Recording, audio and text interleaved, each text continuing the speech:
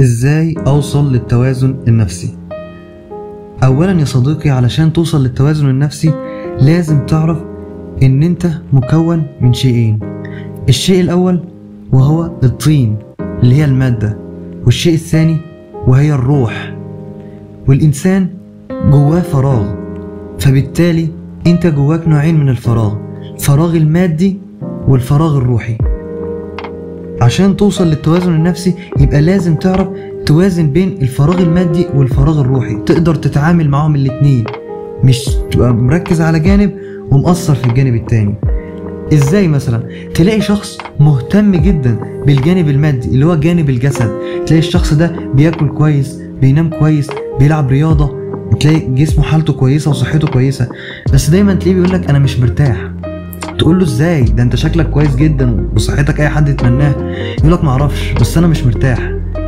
ده علشان بيكون مهمل الجانب الروحي، الفراغ الروحي. هو ملأ الفراغ المادي اللي هو الجسدي، انما مهمل الجانب الروحي. وناس تانية تلاقي شخص مثقف جدا، بيتعلم لغات، بيقرا كتير، بيرسم، عنده هوايات، عنده حاجات كتير جدا كويسة، روحه كويسة، فتلاقيه مهتم جدا بالجانب الروحي ومهمل الجانب المادي. عشان كده برضه تلاقيه بيقول لك انا مش مرتاح ومعرفش ليه، رغم ان انت تشوفه تقول له ازاي؟ ده انت شخص مثقف، متعلم كذا لغة، بتتعلم كويس، بس تلاقيه مهمل في الجانب المادي، مش بينام كويس، ما بياكلش اكل صحي. فعلشان توصل للتوازن النفسي يبقى لازم تقدر تتعامل مع الفراغ المادي والفراغ الروحي. فعلشان تقدر تتعامل معاهم يبقى لازم تقيمهم وتدرسهم وتفهم ايه هو فراغك المادي محتاج ايه، وايه هو فراغك الروحي ومحتاج ايه. فبتبدأ تكتب في ورقة وقلم. انت مثلا شخص مش بتنام كويس، يبقى لازم تظبط ساعات نومك، مش تنام كتير. الفكرة مش في عدد ساعات الكتير، الفكرة في عدد الساعات المظبوط في الوقت المظبوط ان انت تقدر تنامهم. تبدأ تظبط الغذاء بتاعك، ان انت تاكل اكل صحي مش اي اكل وخلاص.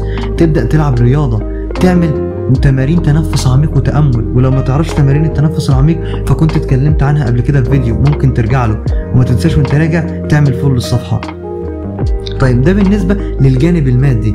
الجانب الروحي أول حاجة مقسم لثلاث حاجات. أولا علاقتك مع ربنا، ثانيا علاقتك مع الناس، ثالثا علاقتك مع نفسك.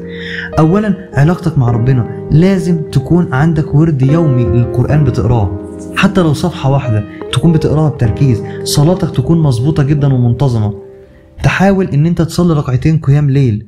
ده بالنسبة لعلاقتك مع ربنا. طيب علاقتك مع الناس ان انت لازم يكون عندك كل يوم حتى لو ربع ساعة تتكلم فيها مع اهلك، مع اصحابك، تبدأ تصل رحمك، تبدأ تديهم الاهتمام. ولو انت مش عارف ايه هو اهدافك من علاقاتك مع الناس اللي حواليك، ممكن تقولي في الكومنتس وانا اقدر اقولك ازاي تحدد هدفك مع كل شخص في حياتك.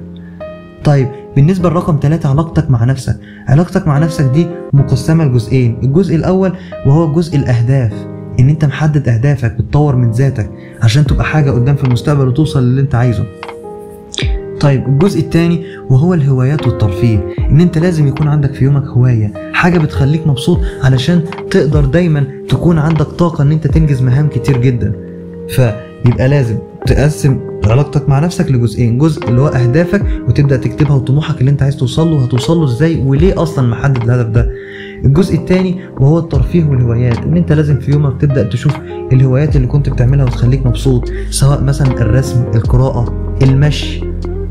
فلو انت قدرت تسيطر على الجزئين دول، الفراغ المادي والفراغ الروحي، انا اضمن لك ان انت هتقدر تعيش بتوازن نفسي، هتحس ان انت دايما مرتاح وقادر تسيطر على كل جزء من جوانب حياتك.